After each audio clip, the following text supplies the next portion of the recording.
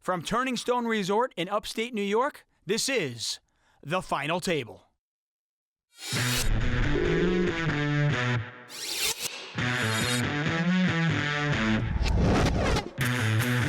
was supposed to go broke on that hand, honey. Except I forgot one thing. I can dodge bullets, baby. Please, one time. Come on, baby. One bet every week to see who's going to win, and there are some pretty grave consequences. So That's why he's giving a set break. the terms. No, there's no way he can set the terms. I'm actually really good at loading my dishwasher, but I don't really even see why we need to watch this. Oh my God, I'm having a tough time, guys. Hello, my babies, and welcome to the first ever episode of The Final Table. I'm Joe Stapleton, alongside 14-time bracelet winner Phil Hellmuth Jr. and the first ever $1 million tournament winner Antonio Esfandiari. Guys, did we blow the entire budget? How did we get you to? Well, you blew 90% of it on Phil. I only took 10%. By the way, this guy won $1 million buy-in poker tournament, Antonio, for $18 million. I guess I can't complain. I won $2.6 million, but you won $18 million, and I gotta say, I'm really happy to have Antonio here. Professional, and Antonio is just great at commentary, and I'm gonna have some fun bets with him. Yeah, I was just about to explain how this show is a little bit different, and it's already started off different because these two are just complimenting each other, which I think is a little weird, and hopefully... Mine was a backhanded compliment, and then he threw real compliments at me. And so now I don't know what to do. Give him a real one. Tell him what you think of his hair. I actually genuinely, I think Phil is amazing. I love him. And everybody always asks me, how is Phil? Is he always like that? And I say, he's actually one of the most genuine people I know. Just a little house cleaning first. This show is a little bit different. We start things five-handed here on The Final Table, which I'm told is better for some reason. Plus, we are going to have some real fun here in the booth with some side action, some wagering, and some pain. That's right, I know you love the pain, Antonio. But let's not get ahead of ourselves. Let's see who's at the final table. Pablo Delgado from Syracuse, New York. He's been a medical biller for the past 6 years. His favorite pastime is getting new tattoos. He says Lou Ferrigno is his spirit animal. And he says he could eat nothing but shrimp quesadillas for the rest of his life. Next up, Randy Pfeiffer from Lancaster, New York. Randy's really into scones. Says he's had every flavor of Pringles potato chip, and he likes Starbucks stuff, whatever that means. Next up, Ken Kruner from Syracuse, New York. Ken loves a solid bacon, egg, and waffle. He serves Facebook most of the day in between manufacturing springs, and he loves drinking water. Next up, Joe Appler Jr. He's from Utica, New York. His favorite website is World Star Hip Hop. He's a part-time rapper who's addicted to Red Bull, and he goes by the nickname Mr. Cell. Pretty cool. Oh, I like this guy. And finally, Andy Spears from Buffalo, New York. His cocktail of choice is a gin and tonic. He spends a lot of his free time watching Netflix. He says if they made a movie based on his life, it'd be called The Laziest Man on Earth. He's also looking for a lifetime sponsorship from Chipotle.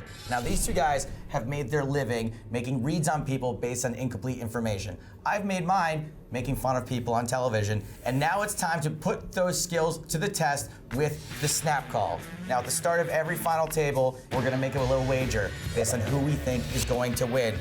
We only have limited information. Just what the people look like and those facts that you heard while the profiles were scrolling by.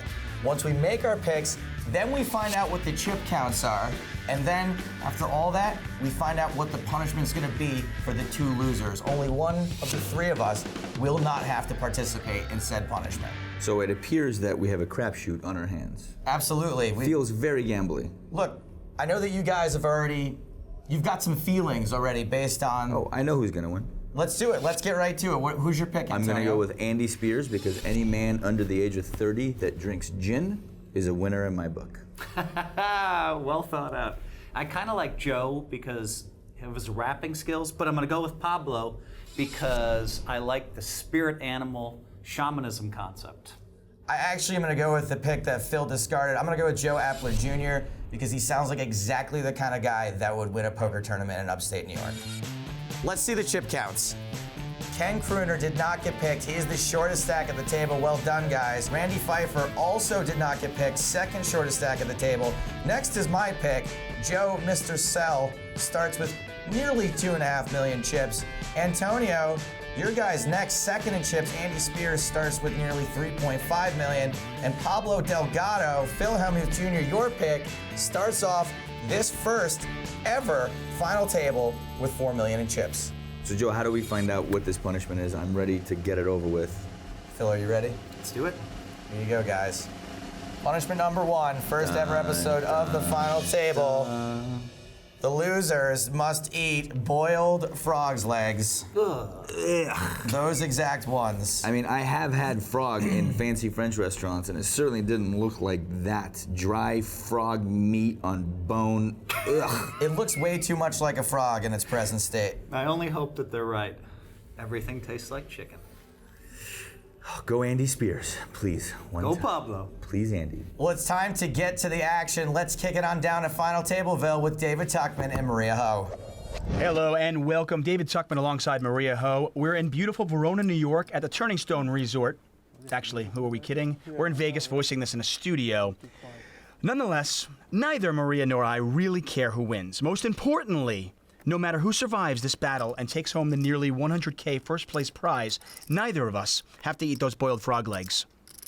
I'm Chinese, so I'll pretty much eat anything. Okay, count me out though.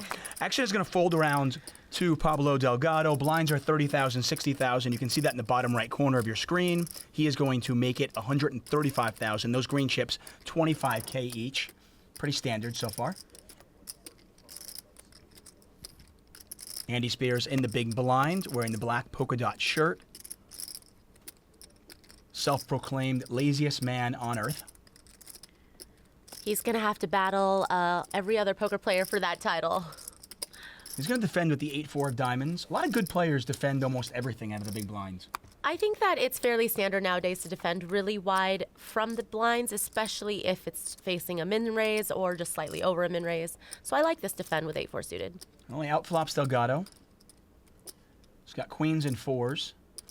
Delgado's going to put the C bet out there, and he bets 175,000. Action back over to Spears. I definitely think that he's at least going to check call one here because he has a piece of it and see what develops on the turn. I know this is a silly pet peeve, but when guys grab chips like that and then put them in, it just irks me. I don't know why. It gets me angry. I have a feeling you know exactly who you want to say that does that irks you, but you're just not calling people out yet. You know what? I'm not there yet. Is this nice, Dave, right now? Did you It's- wake up on the right side of the bed? Just give me 10 minutes. This is definitely a really good turn card for Delgado to bet again. I think he could try to rep an ace. Why is that? Well, it's because when you raise and you're the pre-flop aggressor, people are going to give you, a fairly decent starting hand, even if it is in late position. If you bet twice on this flop, I think he does have queens and aces in his range. So I don't think it's the worst turn bet for him to make to try to take this pot down. Spears calls. Pot now over 1 million.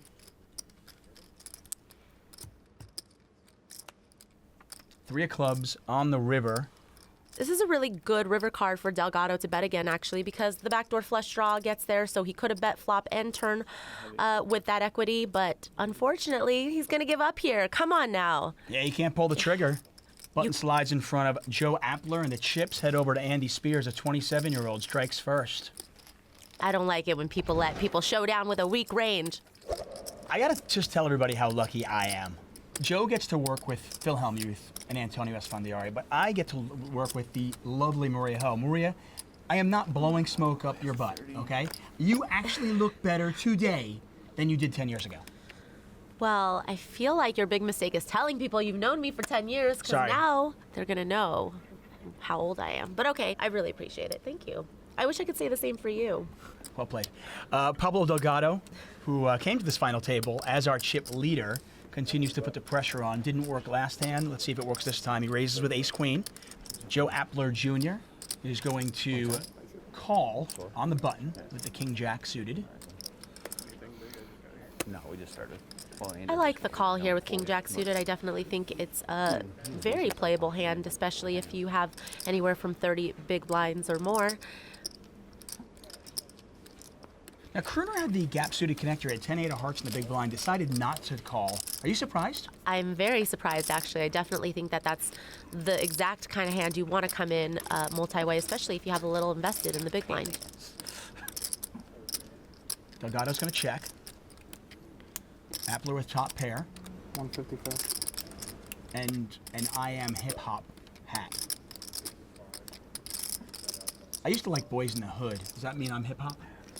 I think based on the way you're dressed and the way you act, I'm going to go with not hip-hop.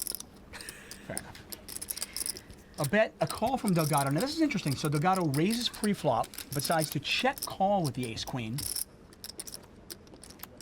He picks up a wheel draw. Yeah, I don't mind that he check called that flop. I think he could have also continuation bet as well. He does have the ace of hearts, but now he just puts himself in a weird spot because it's kind of a guessing game for him now. He's just planning on check calling the turn now that he has turned more equity. I'm guessing he thinks his 2 overcards are also good, so I don't see him folding at this point. But what's going to happen on the river if, you know, the board pairs or a fairly innocuous card comes out? Is he going to just plan to check call here with ace high on the river as well? Well, he check calls the turn. Needs an ace, a queen, or a 4. That is neither an ace, a queen, or a 4. I've been doing this for a while. And it actually pairs the board, but it also brings the flush draw from the flop in. So this is kind of a weird spot for him because, like I said, he gave up the betting lead on the flop, and now he's not quite sure where he's at. Be pretty sick. I mean, he has the ace of hearts. I know that's kind of more of a PLO play, but if he'd use the ace of hearts and rep that flush. Yeah, definitely he had some options. He could check jam there on the river because he does have the ace of hearts blocker in his hand, but Appler was just happy to show down top pair in that spot. Get comfortable. We've got plenty more poker when we return. I'm gonna get an egg smashed in my face by him. So I'm just gonna take my jacket off. Now, I'm going to say that Antonio enjoys delivering pain more than me, so I'm going to give you that. You're giving me right. the honors? Yes.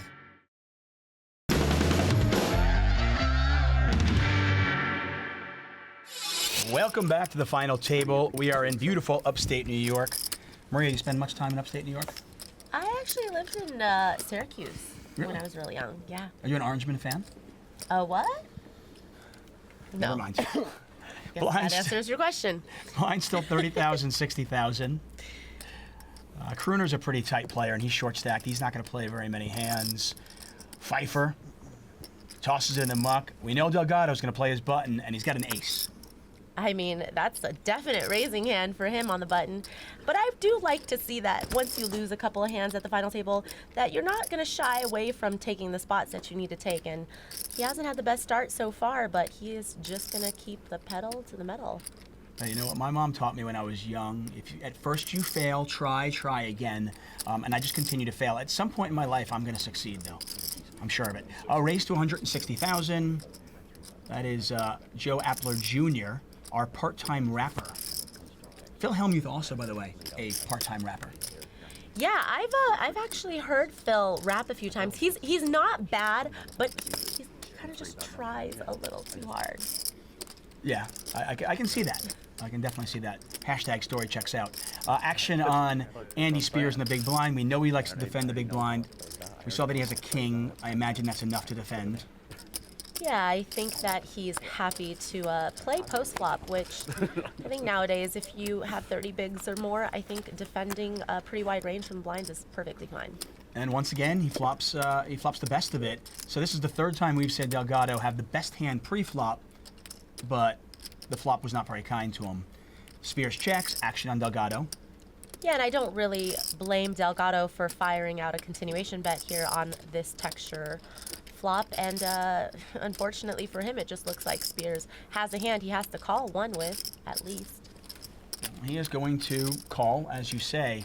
By the way, we asked all these players for bios. Spears tells us that he's a gin and tonic drinker, but he didn't give us much after that. So I did a little research on the interweb and found out that you can actually learn a lot about somebody based on what they drink. So what does it say about lazy gin and tonic drinkers? Apparently he owns 27 polo shirts and secretly likes to pop the collar. Why isn't his collar popped today then? Because I think it's a secret. Secretly. Yeah, exactly. It's he's undercover right now. We got a 4 flush on the board now. It went check on the turn, not surprisingly. Now Delgado picks up a pair of 3s on the river, and it looks like he's going to turn his hand into a bluff. Yeah, you know, he's not repping a whole lot. There's not a ton of hands that he bets this flop with, checks back turn, and then decides to barrel rivers. I mean, king, queen with the queen of clubs comes to mind. I think any better hand, I imagine he's going to bet flop and turn with that. But The bluff gets through, though, baby. The gonna bluff work. gets through. You gotta love it. you know why? It's because Spears doesn't have his collar popped, and he's only going to hero call when his collar's popped. Yeah. Pop collars bring confidence. Now, I mentioned that Appler was a part-time rapper. We know that. Appler the rapper. Exactly.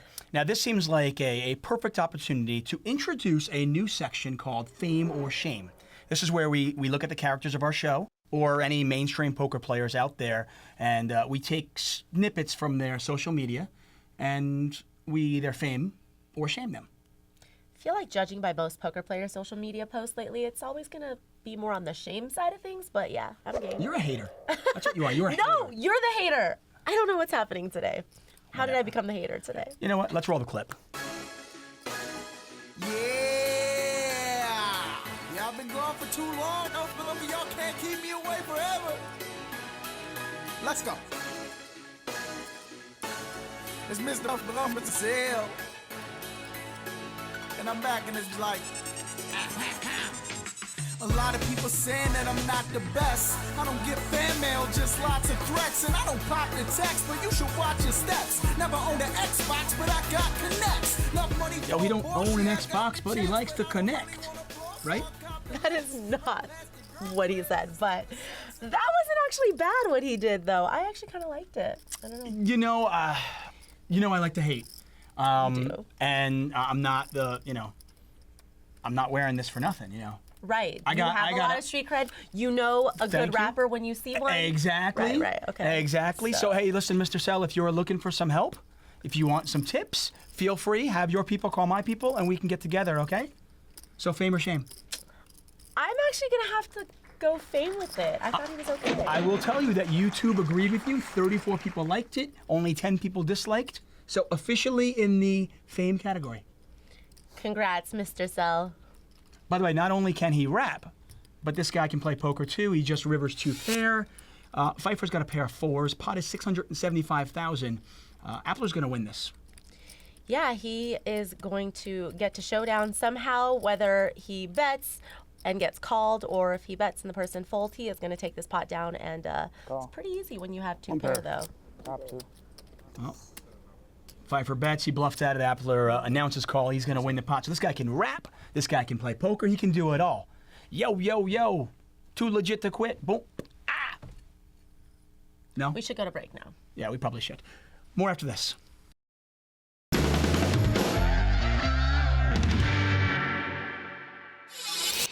Welcome back to the final table. We are in Verona, New York, here at the Turningstone Resort. Maria Ho, David Tuchman, here for you. Let's get back to the action, huh?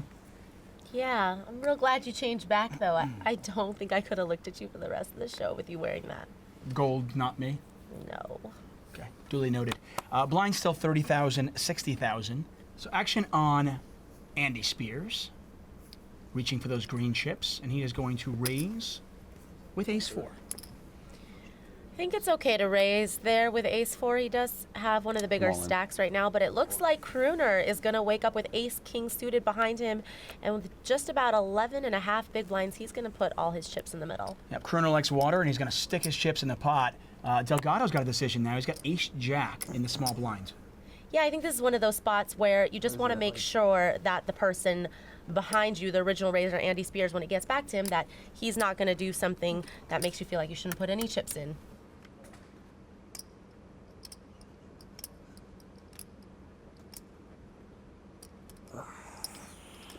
Delgado lets it go.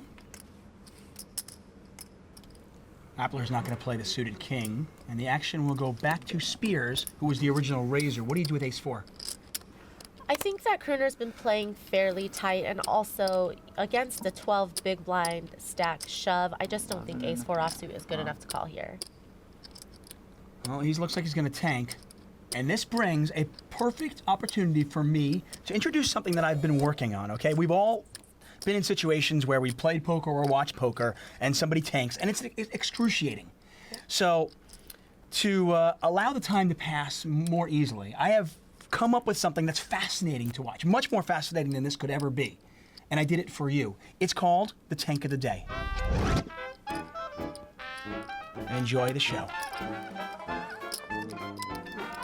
I do not understand what I'm seeing right now. Well, Why are we watching this? Okay, you also know that we're in the middle of a hand here, right? We are back at the table, and just in time to see Andy fold. Yes, thanks. I'm glad that we're gonna get back to the action here, and I like that fold by Andy. So it looks like Kruner's just gonna pick up what's in the middle.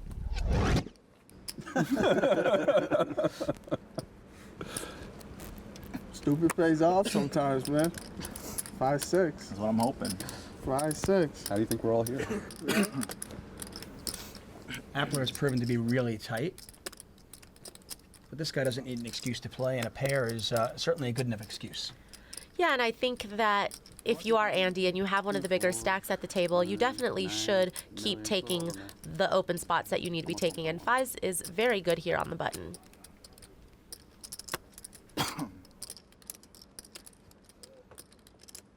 All in. Now he decided to move all in. This is a curious play. Tell us why he does that. He's on the button. Well, basically it means that the small blind and the big blind effective stacks are such that he thinks the best play here is to move all in with 5s, so I would imagine that both blinds have something like 15 big blinds or less. Flip. That's about right. Here, Pfeiffer has a no-brainer, standard call. Good luck. Ace King versus 5s. It's a race. 5s and ace king. Here we go. And the flush of it. More outs. More out. A lot of ways for Pfeiffer to win this one. You can catch a 10, ace, or a king, and there's the 10. So unfortunately Spears got counterfeited there, but yeah, that's not gonna do it. The Queen of Spades on the river. Pfeiffer is gonna have to double up this hand. So still 5-handed at this exciting juncture of the final table. We are going to take a break, but when we're back, don't go anywhere. When we're back from break, we are going to take our first ever trip to the goat farm. Closed captioning is brought to you as a public service by the final table.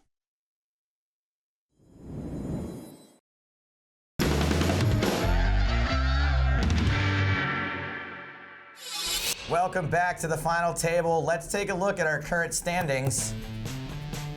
What do you guys think? How you feeling right now? Man, really? Pablo's down to, wow, 2.8 million. Who's the chip leader, boys? Is that Andy Spears, the gin drinking man? Is that him? You weren't actually asking who the chip leader was. You knew. Well, of course. It's, Okay, I see it what was you a did. slight needle. Philly boys in 3rd place. We like that. We do like I don't that. like that so much. I don't know what happened. Maybe the spirit animal gave him wrong information. Your spirit animal's about to be frog's legs, Phil, I think. Yeah, we'll see. One Alright. time. All right, well, these two guys aren't just here for their pretty frog leg eating pie holes. They are two of the greatest of all time, two of the GOATs, and it would be an absolute shame to have them here and not pick their brains a little bit poker-wise. So right now, we're gonna kick off a brand new segment because it's our first show ever. That's why it's a brand new segment. It's called The Goat Farm. This is your boy, right, Phil? Pablo Delgado? Yes, and I'd like to see him make an aggressive raise. Sometimes I like in this spot, you really don't want to have action with ace-3 on the button, so I think if you make a 3x raise, 180,000 I like, sometimes even 200,000. Generally speaking, I don't like to raise more than 2.5x, but Well. that's just me. Phil has 14 bracelets. I don't know what I'm talking about. Pablo's made it 160K. Antonio's guy, Andy Spears, has King 8 in the big blind. My guy, by the way, Joe, Mr. Sell, he got out of the way in the small. So I'm thinking right now, if I have King 8, I'm thinking I most likely have the best hand. I may make a re-raise here. I certainly don't mind a call. King 8 is a pretty good hand against a guy who's probably raising a majority of his button hands. And he did call, and he flopped top pair. Hello, top pair. My guy against Phil's guy. That spells serious trouble for me. I like his bet of 200,000 here. It's aggressive.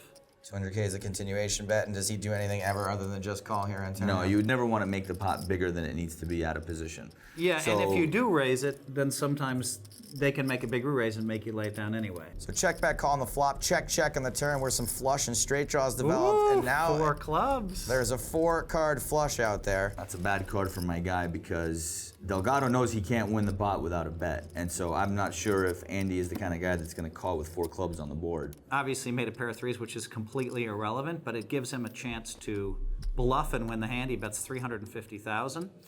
Go, I actually Pablo, love go. the size of the bet. It looks really value-ish. It doesn't look too bluffy, so... Looks like I have the queen of clubs, 9 of clubs. I Right. want to get called. Right. This is where Spears should just make it 1.7 million and win the pot. No?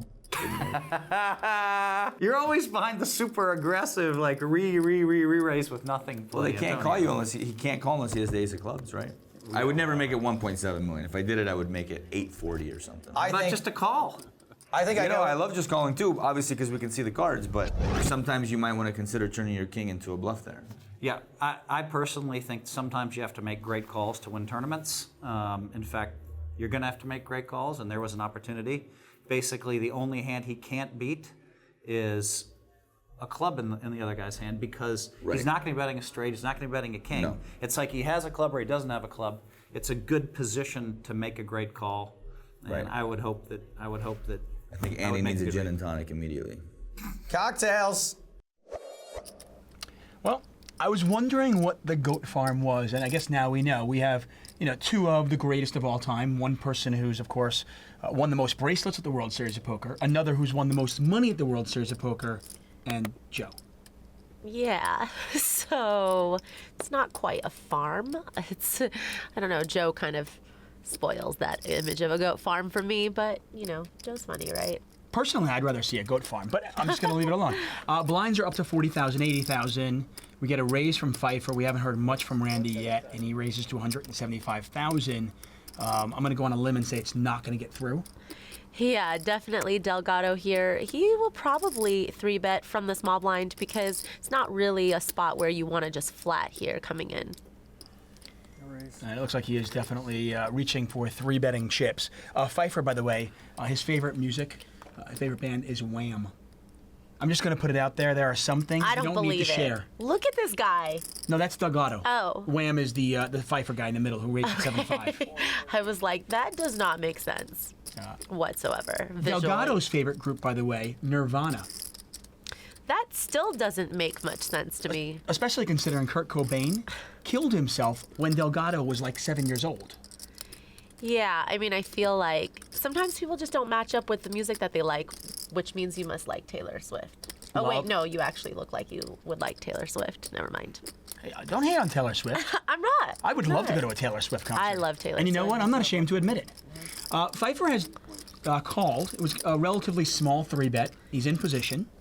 Yeah, I don't really mind him peeling in position as long as, they're both deep enough for him to have some implied odds to, stack Delgado if he were to flop a flush or a straight. Flop is queen, queen 3. Possible club flush. As we can see, neither player with a club in their hand. Yeah, Delgado definitely still feels pretty good about his overpair here on this board. Would you ever get tricky and check and possibly give your opponent enough rope to hang themselves? To be honest, I would check not only just to get tricky, but sometimes, it looks like the way this board could run out, it's more a 2-street hand than a 3-street hand anyways. And so there are definitely some options. I don't mind the C-bet either. He has put the C-bet out there, 610,000. Pretty big sizing, and Pfeiffer is going to let the old 7-5 of diamonds go. Yeah, I think that obviously Pfeiffer was hoping to flop something better, and it doesn't seem like a good float there for him with a hand like 7-5. More final table after this.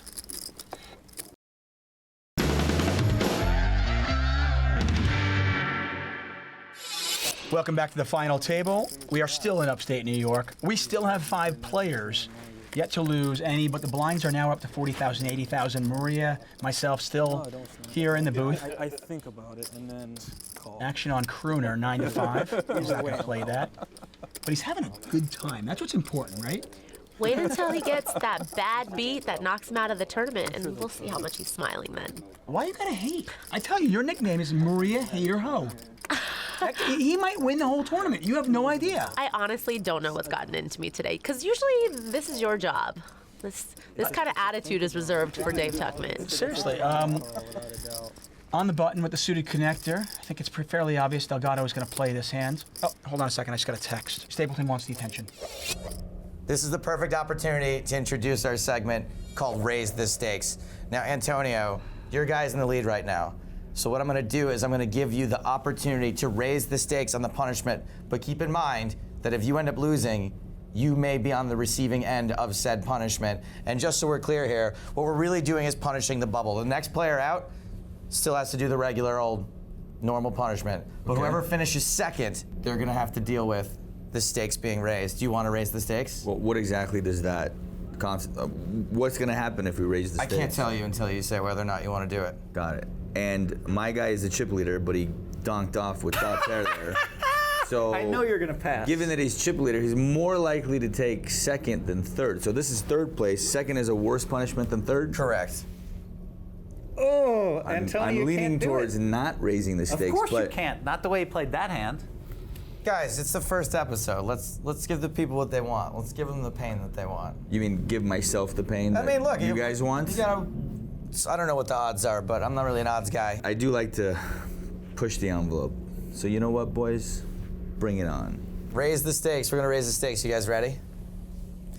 Does Phil have to agree, or it's just, it's my choice? It's your That's choice. It? Okay. I'm just asking if you're ready to see this disgustingness. Boiled frog's legs. Raw frog's legs. Oh, God. And they look like they were some real jumpers. Oh, my These two. God. They've got some real muscle definition. Put that a little there. close to Antonio. I might throw up. I don't want him to throw up now. That maybe won't later let you on. out, Antonio. That won't let you out. I don't have a stomach for this.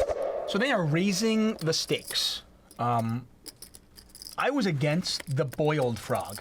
I know you said you're Chinese and you eat some weird food, but you're not going to eat a raw frog, are you? No, I even draw the line there, so that sounds disgusting. Is that even safe?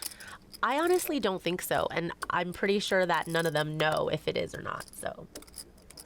I'm not. I did not sign up for eating raw frog. Anyway, as we predicted, Spears did defend. Flop comes out King, King, 7. Not necessarily a terrible flop for ace. Yeah, and you see Delgado decide not to c-bet here, and I think it's just because he's a little discouraged from the fact that in the previous hands against Andy, he just hasn't been able to take down the pot with a continuation bet. So do you like the adjustment he's making and putting out the kind of delayed c-bet? Yeah, I actually think delayed c-bets are kind of the new min-raise of poker right now. I think it's a cool move. I think that it kind of makes your hand a little bit more believable in the sense that people expect you to continuation bet almost 100% of the time, but when you check back flop and then bet turn, they feel like, oh, maybe he has a value hand, but it's a little bit on the weaker side, and he's trying to go for some value on the turn and not just trying to bluff me off the flop. Another king on the river. And if he bets this, you kind of wonder, okay, what's he repping here? I mean, Yeah, there's not too many hands he reps here by checking back flop and betting turn, you know, just 5s and 4s basically, because he is going to bet any pair bigger than 8s here on the flop. And, you know, good aces, and he would check back good aces on the river. So maybe Spears is going to sniff this one out.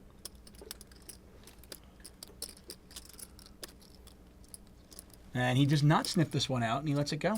Delgado, that is Hellmuth. Hellmuth right now is just going crazy. You know he is basically a 12-year-old in a man's body. I mean, as if Phil Hellmuth needs anything more to be confident about. So another hand for Delgado, who currently second in chips. The boy likes ink, tatted up, which kind of leads us to our trivia question of the week. And his question very simply is, which poker player made a regrettable prop bet with his friend that resulted in him getting a rainbow tattooed on his back? I think I might know the answer to this one, because this was a good one. I had wondered what it would take for me to get a tattoo. What would it take for you to get Phil Hellmuth's likeness tattooed on your body? I mean, I don't think there's enough money in this world. No. Really? No. I mean, I would do it for, off the top of my head, I'm just going to go like 750,000. $750,000. Let's see. I'd like to start a GoFundMe page. See if we can raise $750,000 and we can get Phil Hellmuth's likeness on Maria Ho's butt. That is the goal of this show now, okay? Let's get to the poker here. So we've got an all-in and a call. It's queen 9 versus 4s. You know, Kruner just didn't play enough hands. And he kind of found himself whittled down to this point where... Yeah, from the cutoff here, I definitely feel like queen 9 of diamonds is a good enough hand to go all in with. And, you know, you can't blame Pfeiffer for calling here with the pair. Pfeiffer has flopped a full house. I like to get excited about that, even though it's kind of meaningless. Right, Kruner still does have 2 overcards. Ooh, there comes one of them. I was going to say, it would have been painful if a 5 came off. That's just the worst way to lose. Yeah, and at this rate, Pfeiffer can't win. Yeah, he's drawing dead. Meaningless ace on the river, and Kruner is going to double up to 1.2 million, and that is going to cripple Pfeiffer. Yeah, unfortunately for Pfeiffer, he did make the right call there, but it did cost him a good portion of his stack to do so. Well, we need to pay some bills, but don't go anywhere, because when we come back, we're going to talk more tattoos, and we're going to find out who put that rainbow on their back. I'm gonna get an egg smashed in my face by him. So I'm just gonna take my jacket off. Now, I'm going to say that Antonio enjoys delivering pain more than me, so I'm going to give you that. You're giving me the honors? Yes.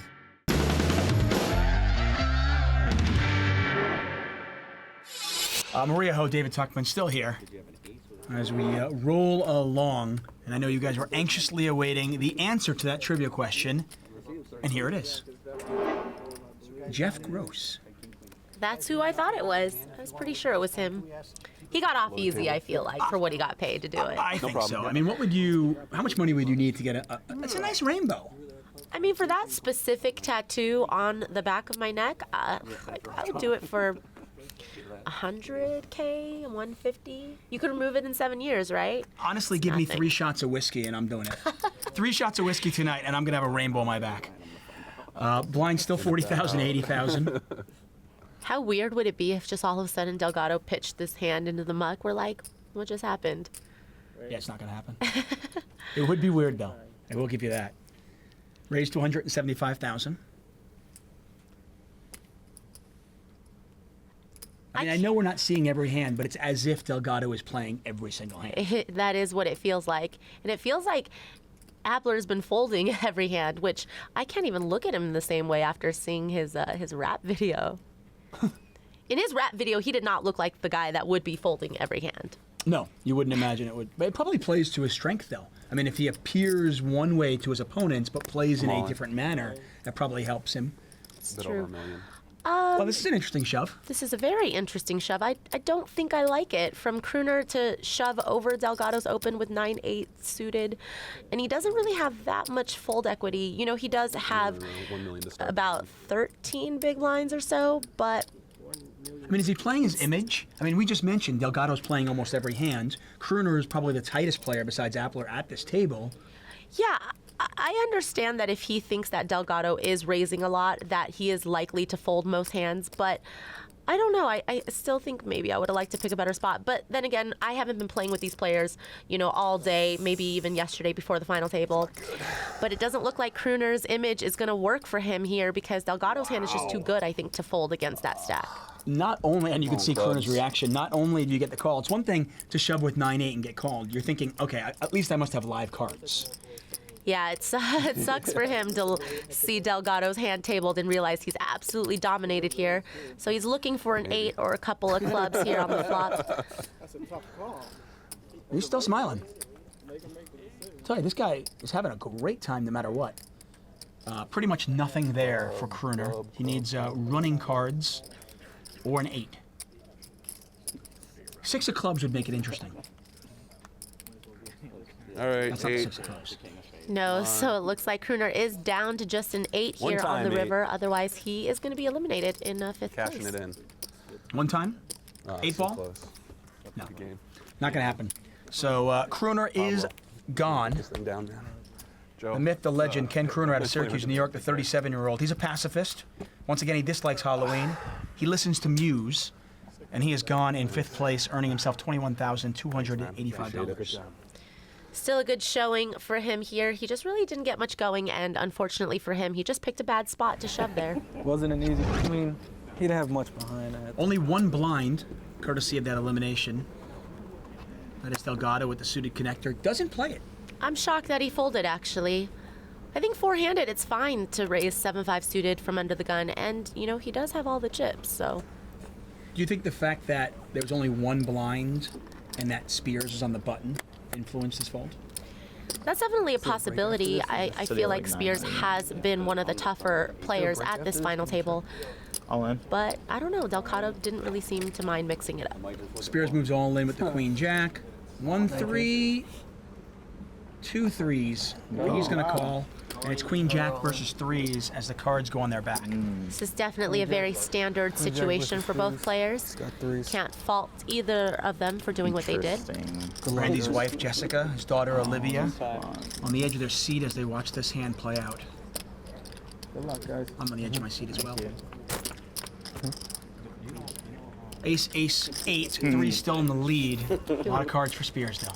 An 8 would counterfeit Pfeiffer here. Oh, even more outs. A 10, a 9, an 8, a queen, or a jack. And Pfeiffer's going home. And the river brings the 9 of diamonds, so it will counterfeit Pfeiffer's pair of 3s here, and unfortunately, he is going to be our 4th place finisher. But fortunately, he will take home $28,165 and a lovely set of new dinnerware. Thank you, Randy Pfeiffer, for playing. 2 eliminations back-to-back. I mean, we waited a long time to get any, and here it is, back-to-back eliminations as our sound man takes the mic off of Randy Pfeiffer. Is it okay if I We are move my actually chips to the done for side the of day the with those 2 RFID? eliminations, but the boys back in the studio still have some work to do. Yeah, I'm a little upset and surprised that nobody got punished. All 3 of their horses are still in. So when we come back right after this break, we'll join the boys in the studio.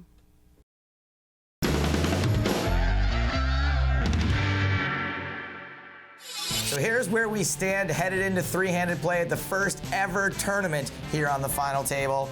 Unfortunately, Antonio, your boy Andy is the shortest stack out there, 3.765 million. I'm not doing much better. My guy's only got 4 million. And Phil Hellmuth, we shouldn't really be very surprised about this. Your pick has got 5 million chips. The thing I like is he has a chip lead, obviously, but it's not a huge chip lead because Antonio's guy is only 1.2 million behind. So it's not like I was hoping it would be, because I just look at these things and they're just so disgusting. Well, the level of disgusting is 100, 22, and then 0. So I'm actually okay that Andy's in 3rd because I would love for him to go out 3rd place. I eat some boiled frog legs and I live. The worst is if your guy finishes The in worst second. is 2nd. You eat that raw, So you want your guy to do either really well or really bad. raw frog leg. Oh my God. The good news is none of our players were eliminated today, so we all get a reprieve. Next week, one of us is going to have to eat that, and one of us is going to have to eat that. Yuck. We're all, I mean, my stomach is actually churning from this. Antonio, he ordered off camera. He ordered like a bunch of orange slices. What was your reasoning? Something Well, about if you're gonna eat something like that, I think the best method is to close your eyes, plug your nose so you can't really taste it or smell it, and then have some orange slices on standby right afterwards to, you know, wash down the taste. I don't even want to know why you already know how to do that. I've had bets in my previous life. That was bet you awesome, have. Antonio. That's a good visual for Well, me. guys, the stakes are high leading into the finale of the final table. Tune in next week to find out who will be our inaugural tournament champion and which of our commentators end up feasting on these 4 lovely amphibians. That's all we got for now from the final table. I'm Joe Stapleton. They're Phil Hellmuth and Antonio Esfandiari. Smell you later.